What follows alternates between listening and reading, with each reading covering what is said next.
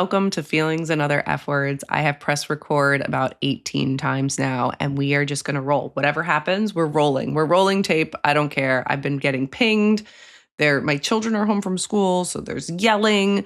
I've been getting calls from Jimmy and my mother because there's only two people that really call me. But guess what? We're rolling. It's happening. I don't care. I don't care. You can hear me have a conversation with my mother. That's fine. This is what this is about. This is controlled chaos, emphasis hopefully on the controlled and not the chaos part in my life. So welcome to my life. I feel like we're all friends here, right? We're all friends. Today, we are doing a Friends of F Words episode, and I am so lucky that I have the ability to talk to people about things that would normally not come up in conversation. Like there's something so cool about being able to have guests on the show and like meet them and get into these things and learn about them and what they're doing, because I just love that, right? Like I'm an introvert. Like I love deep, meaningful one-on-one conversations. I know some of you are like, you're an introvert? I am. I have about 2.5 hours at a party and then I am donezo. I'm Irish exiting aggressively. So you will never see me after that. I have 2 hours and then I'm done. Anyway, this guest, so wonderful. Met her in January at a conference I was speaking at. New England Coastal Creative. Kim Thomas runs it. We need Kim on the show. I will drag Kim on this show. She's wonderful if you haven't checked her out, New England Coastal Creative. But I met this guest at Kim Thomas's event where I was speaking, and she was moderating, our guest, a panel before mine. And I was so taken, and I think I talked to her about this in our conversation. I was so taken with how she moderated and handled herself, and her presence was very striking, truly. Like not her physical presence, like everything about her. She's stunningly gorgeous. So yes, her physical presence as well. But I knew I had to talk to her and kind of like get her on this show. She is just so fantastic. And I need to share her with the world. So our guest, Anna Barnes from Bliss and Bellinis, pause this episode, go online, give her a follow. Again, at Bliss and Bellinis.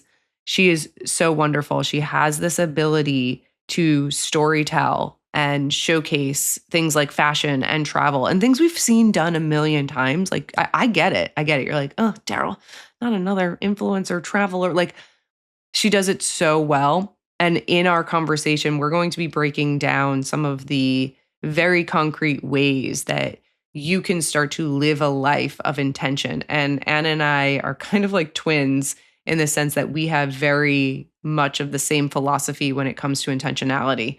And this idea that you don't need to do more, you need to do less, and you need to do less better, which is like my whole motto. I live that.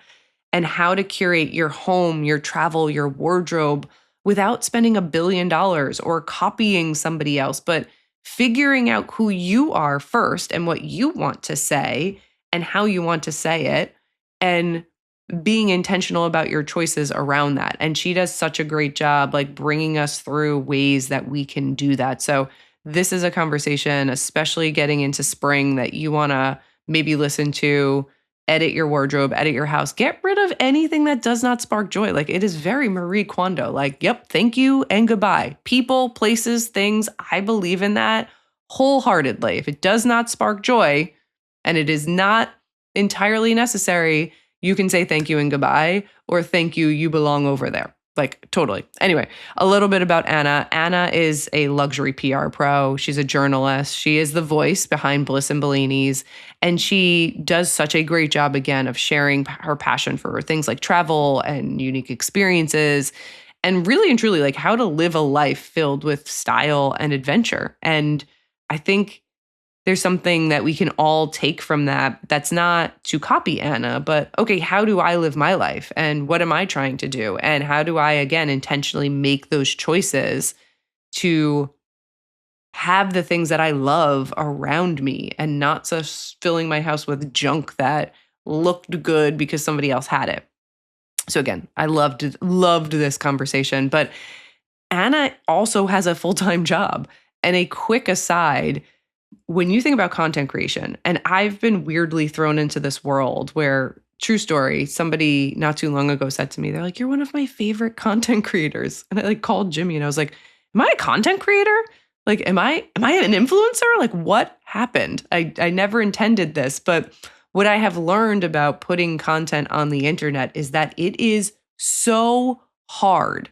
It is so hard to do at a level in which people like Anna do it. And I give influencers, content creators, creatives, whatever they want to call themselves, so much credit because it in itself is a full-time job. Anna also has a full-time job as a PR pro working with brands and shaping narratives that resonate across platforms. So it's amazing to me that a lot of these human beings, I'm going to say women because I've talked to a lot of the women in the field, men too, but that they also have other jobs and things to do. And they're creating these amazing pieces of content and being thoughtful and trying to engage and teach audiences, like, and connect brands with people who actually, want to use that brand or be a part of that, or giving us more of an insight into like, hey, have you seen this local gem?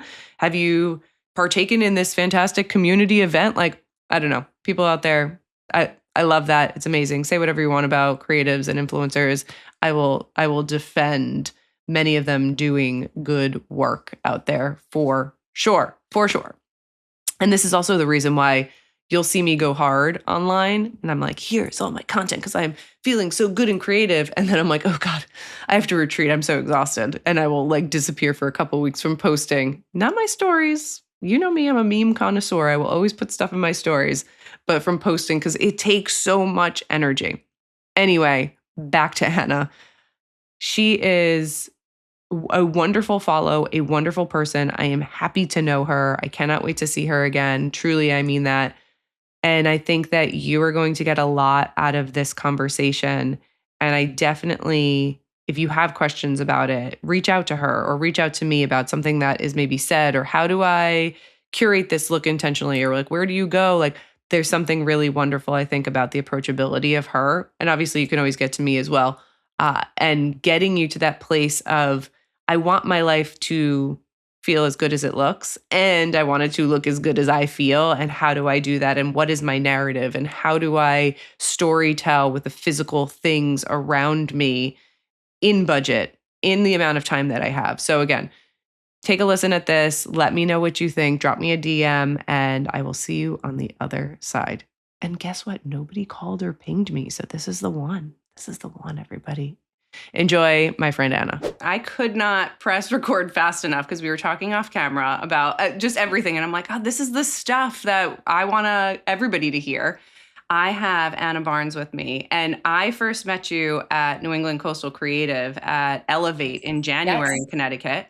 And I saw you moderating a panel and I was instantly obsessed. I'm not taken with people very easily, and I mean this sincerely. And I was like, the way this woman is curating stories for other people on stage live time, like I was very taken with it. So then I started to stalk you live time. And I was like, oh, she's in PR. Oh, look at how beautiful her stuff is. And I was like, okay, follow. I need to the feeling is mutual here. This is exactly how I feel when I met you. So this is perfect. This is amazing. No, we're a match made in internet heaven. It really was. I love internet friends. And this is why I love, women's groups. And I think that it's so important. And Kim does an amazing job. If you guys listening don't know Coastal Creative, like go check her out, especially if you're in New England. But I am so happy you're here, and I want to get into your origin story and all the amazing things that you have been up to, and maybe leave everybody listening with a little bit of action steps on, okay, like how do I curate something for myself? Like how do I define my own level of taste? Like what does that look like? But the first thing is your origin story. Bliss and Bellinis, what a cool name. Tell us all about it. How did you get here? Like what was the path? Yeah, so I was in college during the rise of the, OG bloggers and women who I was just so taken with on the internet. I think of Emily Schumann, of Cupcakes and Cashmere. Mm-hmm. I think that may be where I got kind of my love of alliteration, but it may have that I realized that later on. Blair Eady, all of these women who were just putting together looks, and this is obviously before Instagram. So my best friend and roommate, we would come back from class and like hit the laptop to like see the updated blog post. And just, it was I don't know. I always say like it was a time. Like it was just such an interesting way for us to be getting our information instead of these big magazines, which is kind of what everyone had like done up till now. And to have someone have their own website and talk about their style and curation was just amazing. So I knew that I wanted to get into it. I've always had a spirit of loving to share. And it's kind of funny. I'm an only child.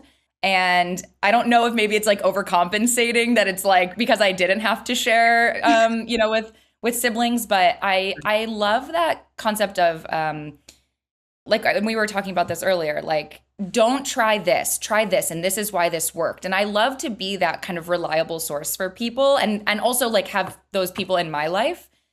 So I knew I kind of wanted to start something, but I went straight from my undergrad into a master's program, which was 2 years. And I had kind of said, look, by the time I graduate, I'm gonna start this. When I turn in my thesis, I'm gonna like press play on this and we'll kind of see what it does. And I don't have any like background. Like I just opened up a WordPress, I figured it out, but I knew I wanted Bliss and Bellinis just because I studied abroad in Italy, and I was 19, and just, a Bellini was just like everything. And I was just like, fresh peach puree, beautiful Prosecco or champagne. It was just fantastic. And I just was like in true bliss. And I was like, this feels like what I want people to come to this site and, feel just like a little levity.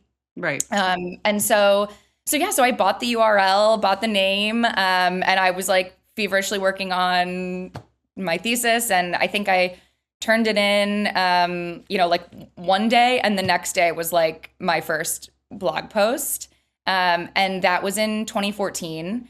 And I think something like when I think about like my growth, I'm still a very micro creator. But for me, it was always something fun, something extra. I never started this to be like, this is a business and I have like my own deliverables. And the biggest, I think, ethos that I had around it is like, if it's not fun, I'm not going to do it. If I'm sitting down at my computer after a full day of work, like, oh my God, I have to write a blog post. Like, I'm not going to do that because that's not fun. And also, we have real lives. So I'm working all day. I have a husband, I have, friends and my mom and all of these people to check in on. So it was like, there is only so many hours in the day. And so if it wasn't fun or if it wasn't bringing me joy, I kind of, would put a pause on it. But I think it was really kind of reinvigorated. I moved out to Connecticut actually 10 years ago. It might actually be today.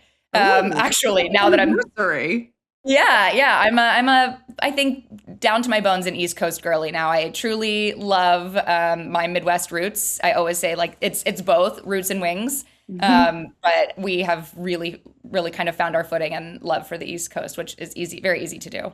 But I think it was really reinvigorated when I moved because other than my husband and boyfriend at the time, I didn't know anyone when I moved out here. And so when I left Cleveland, I kind of had all these connections and, you have your groups and you can get a reservation somewhere because you know someone and you're friends with them and X, Y, and Z. And I just remember thinking like, I have to start all over.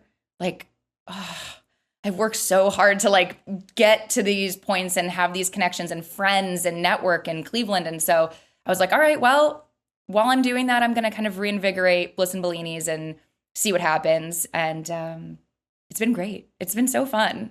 Yeah, and you're doing a great job. I mean, you're going on all these amazing trips. We were talking about it off camera. I'm like, your Georgia trip, your Morocco trip, like, and, professional and personal and all these other things. And you do such a great job storytelling.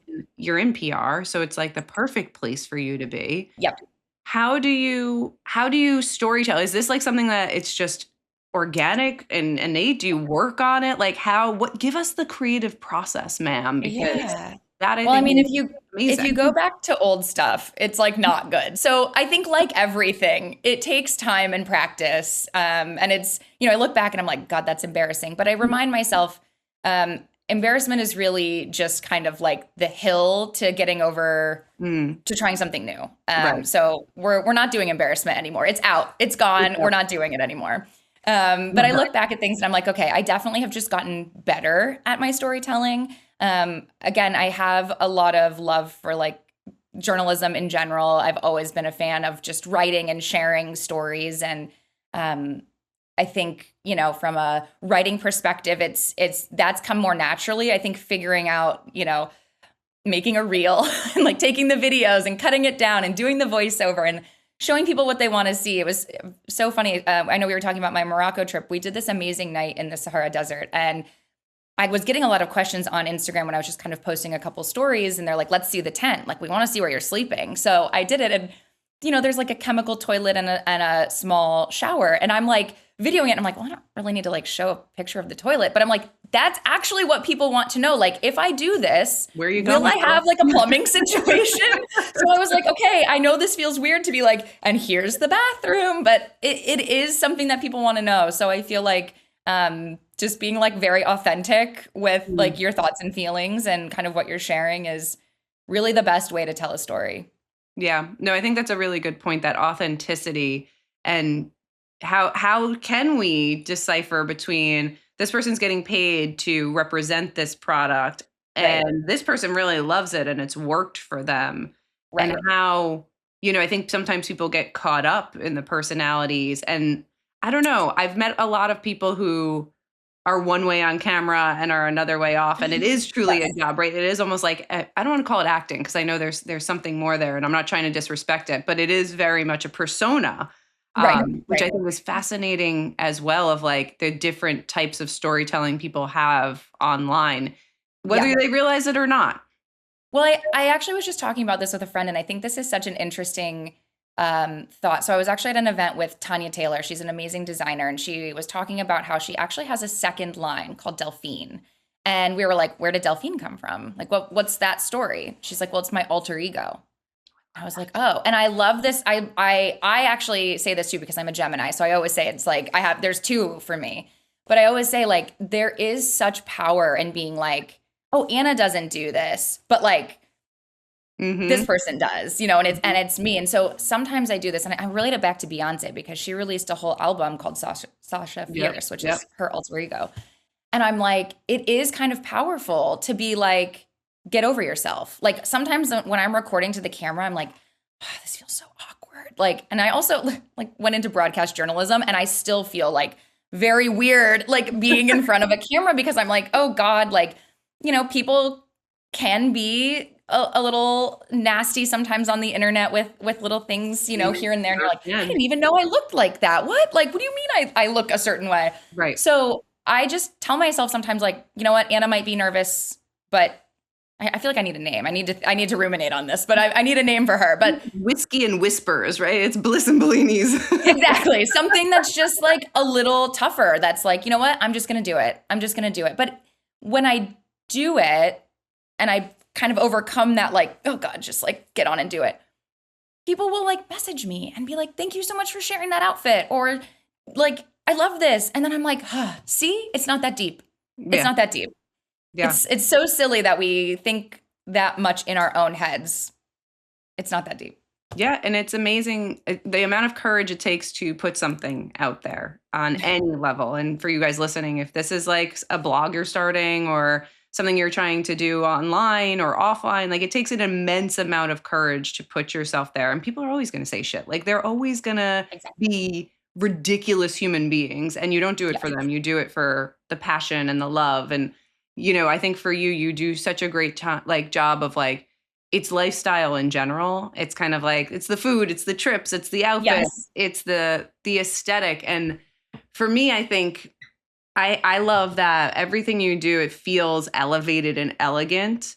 And like, how do we, this is maybe more a question for me, how do we not fall into it's expensive, so it must be elegant versus I can get something from where, vintage or whatever it is. Oh, yeah. And it makes it, it raises the bar for me. Like, how do we decipher between that? I really think that I'm like a big romanticizer. So I love to just like, I don't know how to really explain it, but sometimes it's just like the simple things I just will elevate it to me in my mind. And I'm like, this is what I'm doing. This is it. No one has said, this is the style. So I'll use this as an example. Everyone's watching Love Story right now. Everyone's talking about Carolyn Bessette Kennedy and her style and how we emulate it. And don't get me wrong, she's a style icon. I think she was just a beautiful person and her style was great. For me, I feel my best when I am in clothes that feel me. So I don't want to be cosplaying, right? Someone else's style, because then I'm like, is this me? Is this how I feel? And I feel like then I'm all thrown off for the day kind of thing. If I don't really feel comfortable, and I don't mean like sometimes we're not comfortable. Sometimes we're in tights and we're like, okay, that's not comfortable. But if you're not really loving what you have on, for me, it just kind of sets the tone in a not great way. So when I'm in an outfit I love, I'm like, I'm ready. I can handle anything that is coming my way. I think there's lots of little ways to elevate. Like I'll use this shirt, for example. This is just a typical white button down. And it just like wasn't laying right when I got it. I thought I loved it. I wore it the first day. And, I feel like this happens a lot, especially for women, because I feel like we get a little bamboozled. You see something, you buy it, and you're like, I love this. And then you wear it for 8 hours and you're like, something's not right. This isn't how it looked when I bought it. Sometimes you just have to figure out a slight alteration. Or for me, for this shirt, I just got it starched. It was like $10. There you go. And I know that sounds so silly because I'd actually never starched a shirt before. It feels like something my dad did in the 90s. So I had never asked for a shirt to be starched, but it laid so much better. And I thought, okay, this is not a super expensive piece, but adding the starch situation or a slight tailor if you're feeling like something's not sitting on you right, those are not expensive things. You can, and also if you're handy with a needle and thread, like we can handle these things. It is a great way to kind of update or upgrade something that you're feeling like maybe a little lukewarm on. Well, all of a sudden you're like, oh, I love this piece. And then it's funny because those pieces I end up reaching for over and over and over. Yeah. I love that brooches are coming back. Like I love that they're, yes. I actually love that the chunky belt that holds up nothing is coming back. It's just laying. It's sitting. She's perched. She's just a piece in itself. Yeah. Like it's bringing me back to my, early 90s roots of jeans and a going out top and the floating belt, which 100% I go back to, but the belt. But I love what you're saying of, you can look at something in your closet and you don't need to spend a ton of money. You can update it in a million different ways. And that's what I was actually going to bring up the brooches. I think that's a huge way to update something. Yes.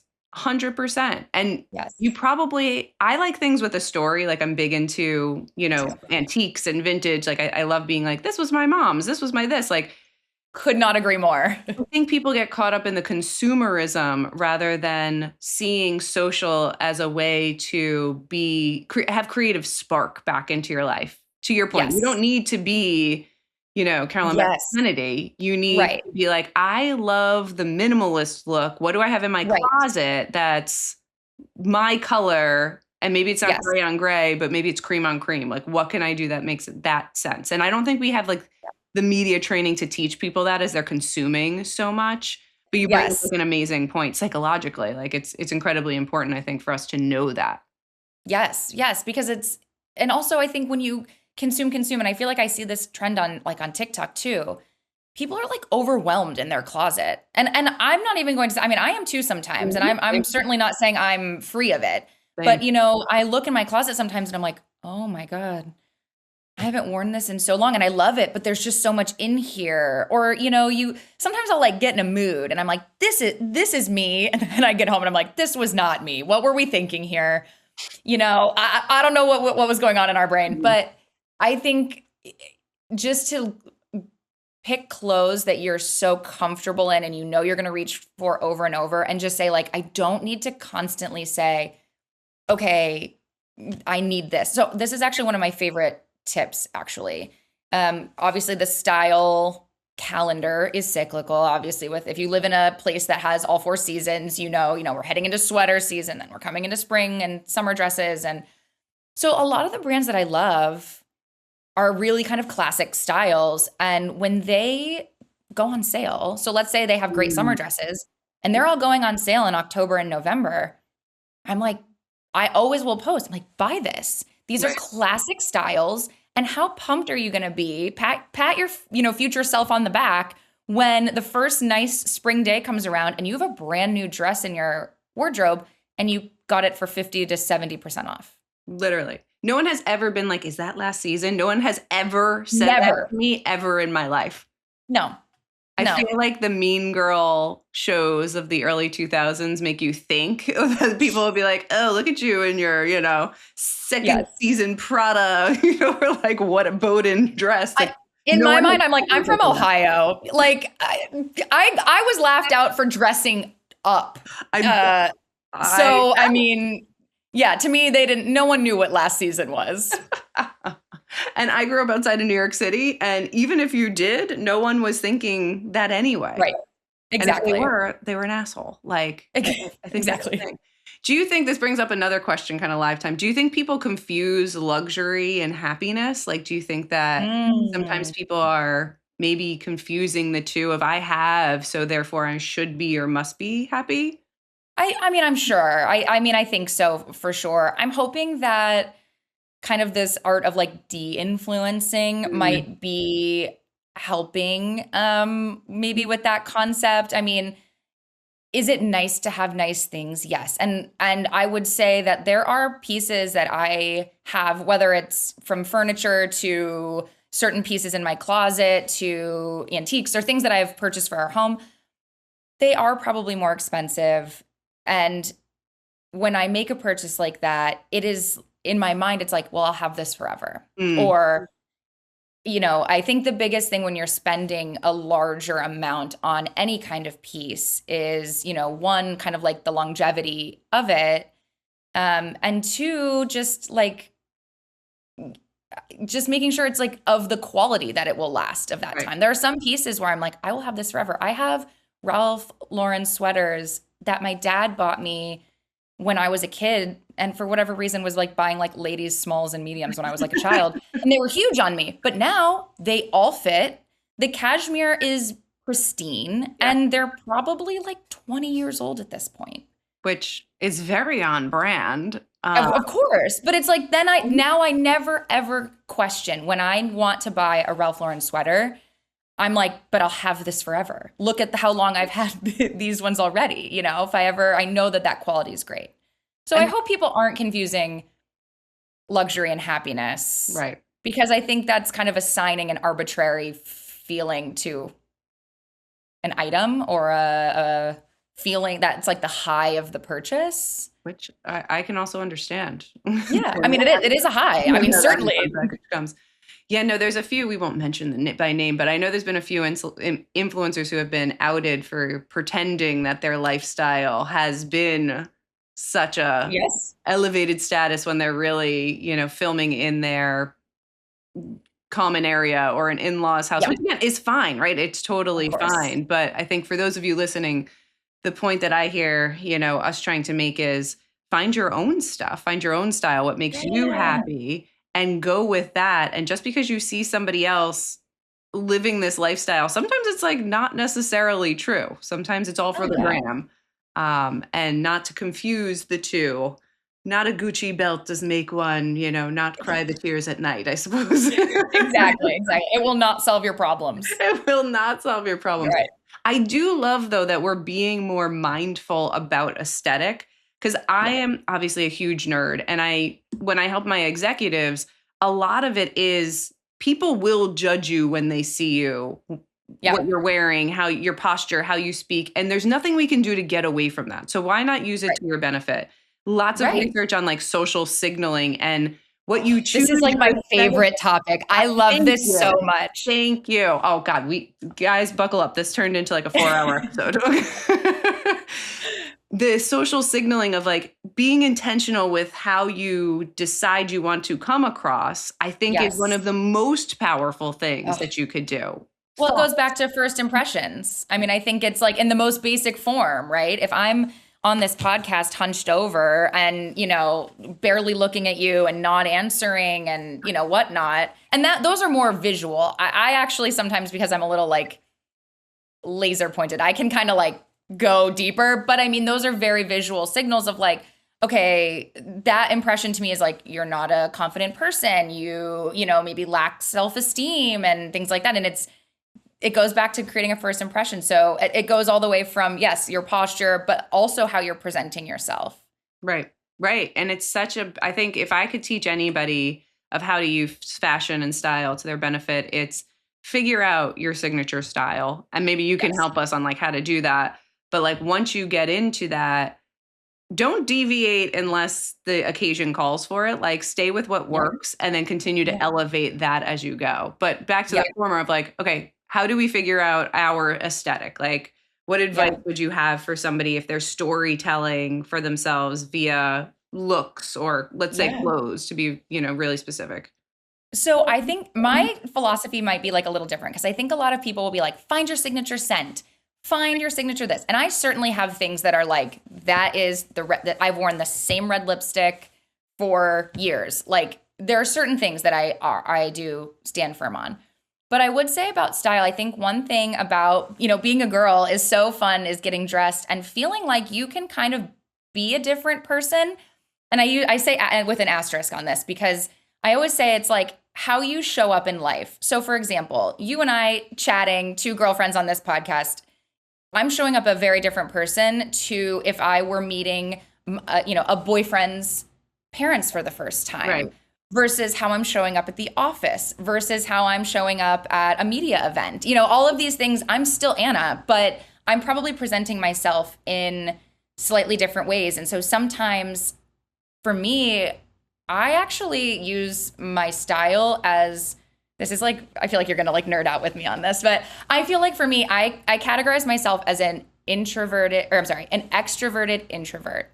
So I love to chit chat. I love to talk, but like, when I hit the cliff, I need to be alone and like recharge. Yep.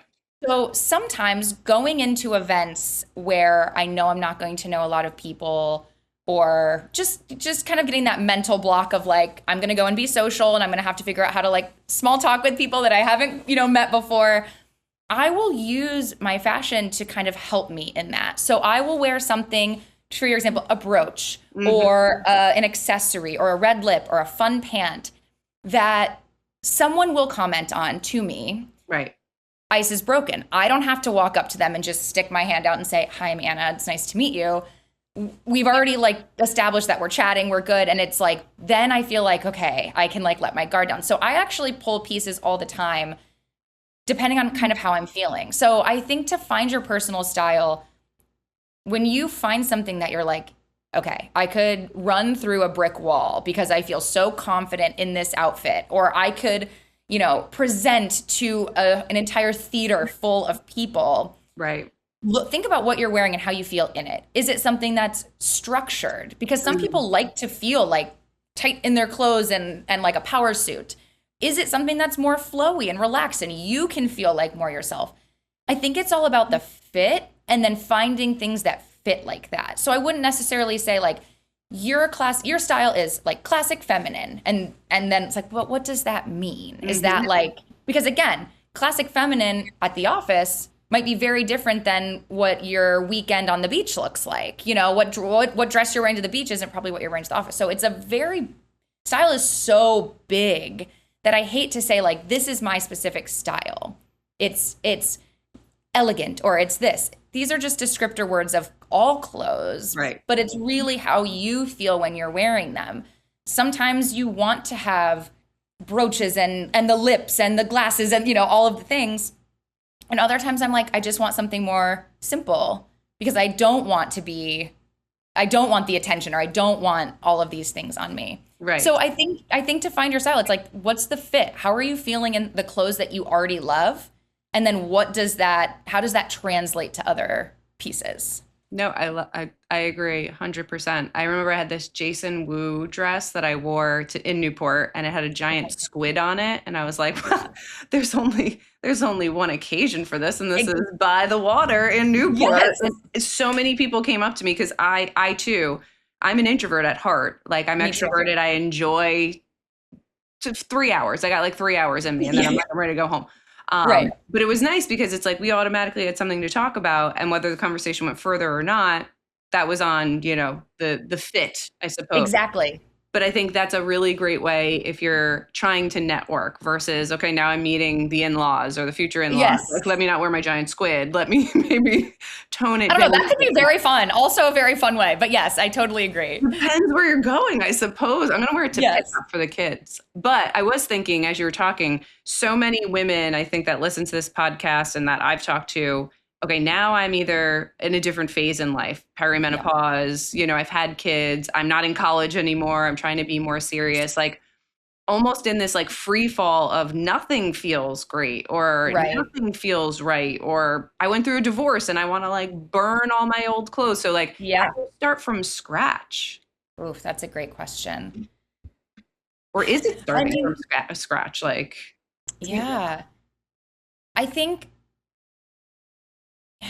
honestly, and this is like not always the most enjoyable experience because it takes time and you have to, but sometimes you either have to just order a bunch of clothes or go to a store and try on and just like see how you feel. And again, this takes time. This isn't like, if you're a busy person, it's not, you have to like schedule this time for yourself. But I think if you're wanting to start over, my biggest tip is, when you kind of start to find things that you're feeling good in, it's probably worth a couple investment pieces. Like, because I think if you're rebuilding a closet, like if I took everything out and was starting again, like I love a summer dress. We're not in like this season yet, but I'm watching them in my closet. Like I miss you. But I think like, exactly, please. I think something that is working is like pick a couple key pieces, even if they're a little more expensive, that you can style with a bunch of different things. So for example, I just bought these beautiful crepe pants from Vince. They were a little bit more expensive than, a normal like jean or trouser. Yeah. But now I like reach for them every day. So they're navy. I got a navy kind of short sleeve sweater with it. I also have an ivory sweater that I can pair with it. I also can dress it down. I can wear it with boots. I can wear it with sandals. I can wear it with heels. And so I'm like, okay, again, when you're thinking about through a purchase that's a little bit bigger, I'm like, well, I'll have these. They're great quality. And I'm going to have these. Army knife of pants. Exactly. And we're thinking like, I always try to break it down like cost per wear. If you're looking at something and you have it in your hand and you're thinking, but where will I wear this? Okay. Now there are some exceptions to this because sometimes I'm just like, you need that. But if the majority of the things you're holding in your hand saying, but where would I wear this? Then don't do it because you're not going to reach for it in your closet. Right. No. If it's on sale and the most beautiful thing you've ever seen, then get it and you'll find a place to wear it. That's like the manifesting part of me. I'm like, just get it and you will have a place to wear this. I believe that fully. When I am shopping around for stuff, I'm like, I can see me on stage wearing this, or I just need the opportunity. And don't you know, it always comes. Or I bully my way into an event. I'm like, do you have a spot? Do you have a seat? I have a dress. Yeah, you have a seat. Exactly. I'm ready. I think there's something to it. I do think too now with AI, love it, hate it, whatever, it's here to stay in my opinion. Yep. Ask it for your colors, like get your color recommendation. I have found that if you can figure out what colors work for you, like I have a palette, like you go into my closet, it is greens and, navies and creams, because that's what works. I have on like a coral shirt today. So I know it's a little bit of a deviant, but knowing your color, I think can help so much because now I had so many gray clothes and I had a stylist friend that's like, gray does not work for you. Get rid of it. And I'm like, oh my God, you're right. But in my mind too, I'm like, gray is just like void in my mind. Fair. And I say this as someone who has gray things, but it's like, I've never once put on a gray sweater in my life and been like, I'm going to kill it today. Fire. Like, is it comfy? Sure. I love it. I might feel cozy, but for me, I need some color and that can be black. Like that can be black, that can be white, but I have to make it work for me and my colors. But I totally agree because you have someone who's like, I'm in this turquoise thing and you're like, I feel like we can do better. Right, because I think and then I feel like then you feel better when you're like, oh, if you ever watch those videos of people get their colors done, you watch their face change when it's like, Oh, Right. this makes Right. so much sense now.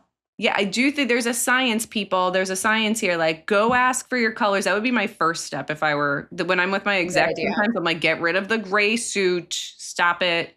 Like, Yep. enough. But there's so much more to like, okay, colors. And then to me, it's like, what's your body type, right? Like, let's get you in a great Yes. wrap dress, or like, let's, do tight on top, loose on the bottom, depending on, Exactly. and I'm not a stylist, right? Like, this is just by look. So you all can do that too out there listening. Ask AI. I think there's apps now too. There must Yeah. be that Yeah. do all this stuff. If you have a little bit extra cash or are starting over, like stylists that are out there, find your favorite social media personalities, influencers, Pinterest, Yep. find stuff that you like all that stuff to me is like data collection. It's You scientific have to at like the end of the see day. it. Sometimes I need to see things for inspiration of like, oh, I would love this whatever dress with styled with this and this. I never thought to do that. And then I'll Mm, try it. And yeah. sometimes I'm like, it works for me, or other times I'm like, that's not me. Yeah. That's not how I feel my best. But it's you if you don't try it, you won't know. And check out the return policies. There's nothing wrong with returning things. The return policy is the biggest thing for me Yeah. because if you I can't tell you the amount of times where and what I also do too, if I'm ordering something for home and I'm 100% sure of the return policy, I will order it in 2 sizes because Mm, there is nothing worse than thinking, oh, I'm going to love this jacket. I'm going to love this jacket so much when it comes and I can't wait to wear it. And I think it's my style and I love it. And it shows up and it's too small, too big. You got to return it. You got to purchase the other one. You got to wait. And it's like, if there's a great return policy, I buy 2 sizes mm-hmm. and then I just ship the one back that doesn't work for me. Right. And then you still have that kind of gratification of like, it's working. Right. I also feel like if you have a busy schedule, I don't have time to be like going to the returns multiple times, shipping things multiple times. Like we're a one-stop shop here. If I'm ordering it, it's probably coming in 2 sizes. Right. Right. And I know I can like hear people out there being like, I don't have time. I don't have money. I don't have it. Like, if you're trying to invest in yourself, if you're trying to elevate yourself, if you're trying to do things, because this is what people come to me about, how do I become more successful? And I'm like, there's Right. an investment to it, whether that's There time, is. energy, capital, whatever. Yes. So you can't sit there and complain like, I don't have, I don't want, I can't do. There's a way. There's a way to There is do a it way. without spending a ton of money or spending a ton of time, or you like, there's ways to do it. You just have to invest back in. But Yeah. I've seen the return on investment with Yes. the aesthetic piece, and I'm sure you have as well. And it goes into the Yes. home too. Have you Yes. seen, we could probably talk about this forever too, of like, your home is a reflection of your mental state. Your home should be 100%. full of stuff that you love. Like, Yes. truly, Yes. truly, truly. Like, how do you curate a home? We talked about a closet a bit. Like, what are your thoughts on a home? Is it same advice, maybe a little bit different?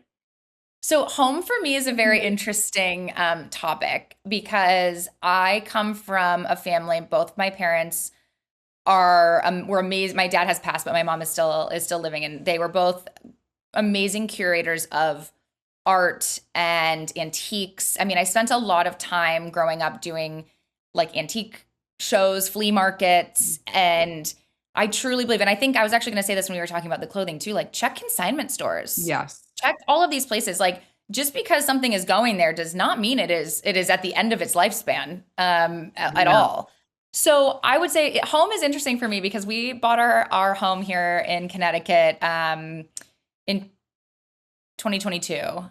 And my dad had passed the year before. My mom's looking to downsize. So actually a lot of things in my home are like heirloom art or things that I have purchased. But I think the one thing, and this is like no shade because I love to walk through TJ Maxx, Marshalls. Like I love this. So I'm not throwing any shade.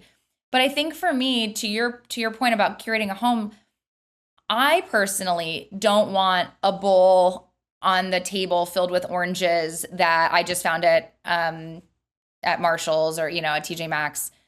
I really want meaningful pieces and not everyone feels this way. So I'm totally fine with that. I'm just like a very sentimental person. So I feel like for me, curating pieces in a slower fashion. And I could Mhm. talk about this forever because we moved in and I like things done. And I immediately was like, we need to get something here. We have to redo the kitchen. We need to do this. We have to do it. And, Right. I am reminded that like the home that I grew up in, it is like a labor of love. You're constantly Yeah. looking for the desk that you want to put in the office and, these things. And it's not just like, I'm getting this desk from a random like place. And certainly like, do I have a Pottery Barn couch? Absolutely I do. Like Right. it wasn't like I was like, we have to find and curate the perfect thing. But I really lean into things that feel personal, that feel like me, that feel fun because you spend a lot of time at home. I mean, and I'm a busy person, so I'm actually not home that much. But when I'm here, I'm so comfortable in my space, and I just feel like it really sets the tone for like every day. You're Right. getting up and if you're not in a space that you love, you don't have to change it immediately, but you can start making steps to think like, okay, I want this, or I'm making a goal to buy. Like one thing I always say is like, buy yourself nice sheets, buy yourself Mm, nice bedding, yeah. because you're spending a lot of time in bed and sleep is important and how the comfort you feel and those things. And if you're, again, I'm like a big person, like I'll wait for the friends and family discount. I'm not saying you need to go buy the most expensive linens that you can find. Like find one that feels like it's in your price point. Maybe it's a little bit more aspirational right now, but wait for that friends and family discount, girl. Right. Because then you have the sheets and you feel good about it. And then Right. that's like a little piece of luxury that you can enjoy. And again, this is where I'm like romanticize this. Like, Yes. okay, they're sheets, they're a function, you need them, but like buy really nice sheets. Yes. Spend a Oh, lot of time in bed. Like if you're spending hopefully 8+ hours a night, if right. we're all getting the rest we deserve. Yes. No. Listen, clean sheet night around here is like our favorite night. It's like The it best. hits different. But It I do does. there is something, and I'm laughing because like I'm like, oh my God, she is me. I am Anna. Like there's something to me psychologically, if you don't know yourself, you'll see it in your home. And to me, it's Yes. almost like the universe being telling you to take a step back and say, okay, if I'm letting all this stuff into my life that I don't actually need or want, what else am I letting into my life that I don't actually need or want? And I think like Right. if you're looking around your house right now, listening to this, and you're like, oh my God, I have the orange bowl. It's not shit. Right. If you love it, then you keep it. Okay, man? Like you keep it. 100%. But if you're like, I don't fucking love this thing, like, what? How did this? You're right. Yeah. I'm saying to you right now, we need to work on what you do want. And we need to start to focus on getting yourself to have Yes. that level of questioning of what do I like? Because I feel like as women specifically, we tend to focus on what everybody else wants, needs, likes, Yes. and we put ourselves last. And this is why like fashion, furniture, like all this stuff to me isn't fluffy talk. It's like the bedrock, I think, of our identity. And that might sound No, it's aggressive, but I think it's very true of like, you need to get there. We went to the Chandler in Newport. yes. They were doing not an auction, they were having an estate sale. And I Okay. bought these 6-foot paintings. And I my love husband this. was like, what are you doing? And I was like, I don't know, but I'm going to figure out where these people are. Like, I'm going to Yeah. figure out where they're going. And Yeah. they're in our kitchen, like they're over our stove. And I love them. Like, I love that it's a piece of Newport history. Like, it's old time antiques in a brand new build on we just redid our Exactly. kitchen. Like, and I love it. And Jimmy loves it because I love it. And he's like, I would Right. have never have thought this. So it's like, sometimes you just also need to like get the thing, right? Get Right. the thing. I patched it up. It needed a little bit of work. Like, get it, rehab it. Like, put it up on your, wherever it's going to go. That may not make sense, but it will find itself. And if not, like, maybe it's your job to pass it on to somebody who it's supposed to go to. Exactly. And I also feel, and this might be like something that has come with age. I'm not sure I would have said this to you like in my 20s, but I just, I don't care anymore. So if I love Fair. something and someone's like, you're going to put that in your house, or like, what? I Direct. do not care because it's my, and again, it's like something that you're like, oh, well, this doesn't go with like the theme. Like I did not grow up in a home that had like, we weren't French country, we weren't Tuscan kitchen. Like my parents just curated a colorful home with pieces that were purchased for, oh, we got this together on, my parents would be like, we got this on our honeymoon, or we picked this up at this little flea market we found off the side of the road when we were going here. Or, I would be with them and we'd be going somewhere and my dad would be like, skirt, like we see like the flea market happening, we're going. And again, like that, those things are special. So when I think to myself, and I apply this with clothing too. A couple years ago, and it might have been even after my dad passed. My dad had just such a great eye for style and design, and he had purchased these Ralph Lauren amazing cowboy boots, like red designs, just like the leather, and they're stunning. And for years, I was like, I can't wear these. I can't wear cowboy boots. I was living in Ohio. I'm like, that's weird. I'm not wearing them here. Then I moved out here and I'm like, no one else is wearing cowboy boots. And I kind of had this moment of like, I have these gorgeous Ralph Lauren cowboy boots in my closet that I have worn maybe 10 times in my life. I wore them to like a date party, a sorority date party that was like Western themed in college. So like I'm holding on to them, but they're a special piece. They're a sentimental piece because my dad was like, you're going to love these. And I do, but I wasn't wearing them. And I was like, who cares? Who cares? I'm going to wear the boots. And I started wearing the boots. And like we were saying, people would be like, I love those boots. Mm-hmm. And you're like, and I always say like those little things are like signs from the universe. Yeah. Like, see? Yeah. And I know it seems silly because it's like the risk was wearing the boots. Like I'm not saying this in like a way, but it is a reminder of like, again, kind of what I was saying with social media. It's not that deep. Right. Wear what you love. Put things in your home that you love.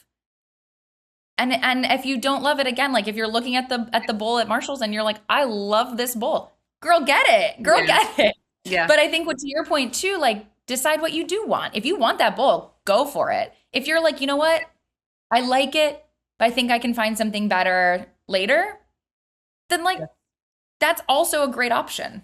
Nope. I think that is perfect advice. I want to do a little bit of rapid fire because I think it ties in so nicely. So give me your gut here. Couple words. You don't even need to explain it unless you feel like you need to.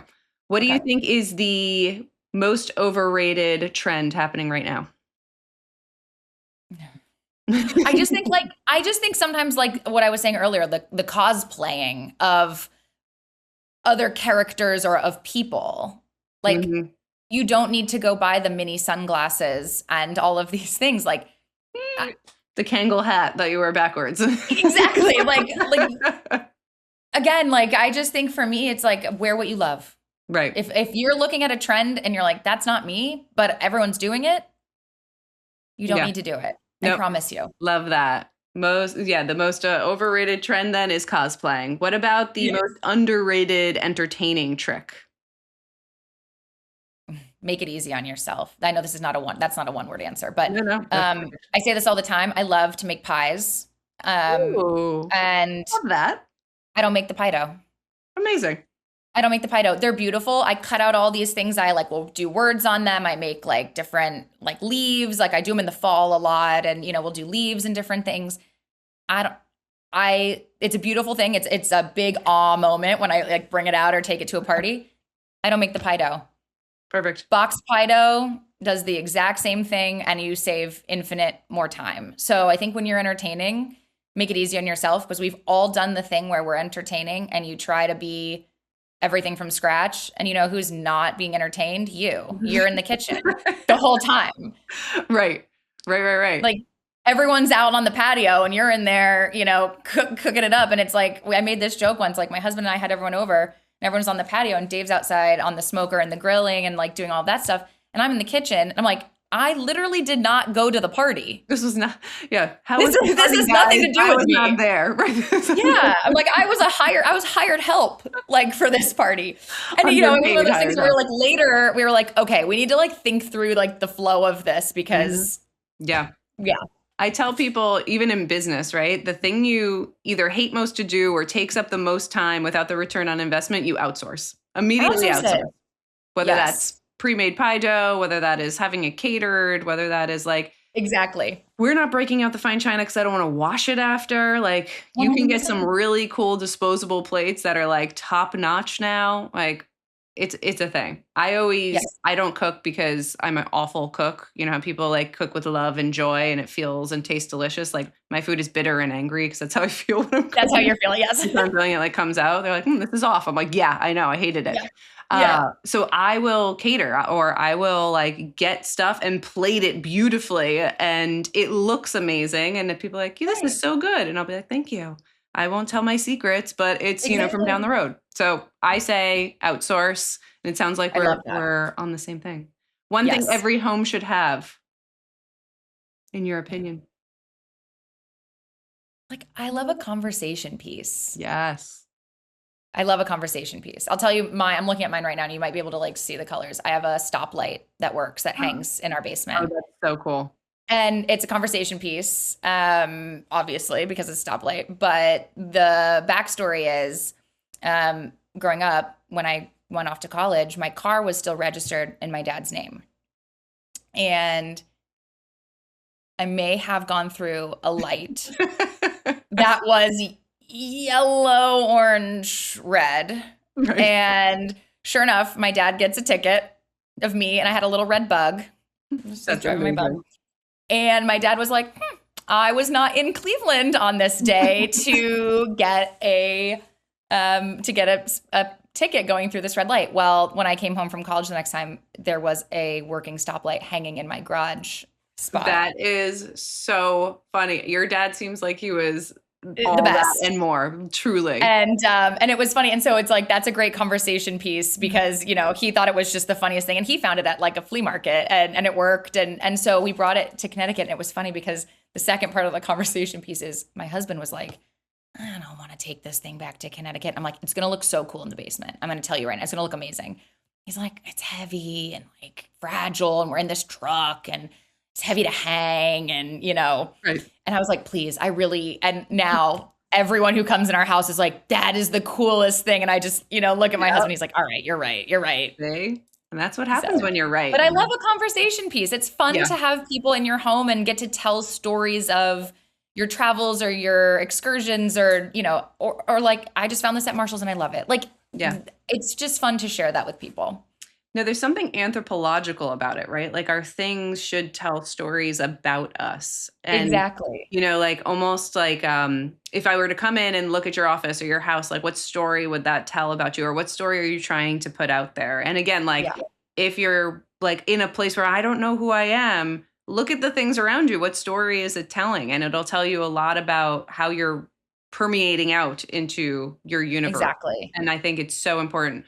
One of my dissertation research topics was on looking at executives and their office spaces and the stories that they were telling. And there's something so cool about it because a lot of people don't know that you can use that to your advantage or you can take it as a moment of reflection. But I love what you're saying in the conversation pieces. Go into that conversation about you and about the things that are important to you and why and like the funny stories. And it shows your connection with family and how you feel about dad and how everything kind of came together for you. And like, I think it's an amazing way to remember him and also have other people engage in something that you clearly love. So I love that. All right. Last one before our final question. What is one thing people should stop buying? Oh God.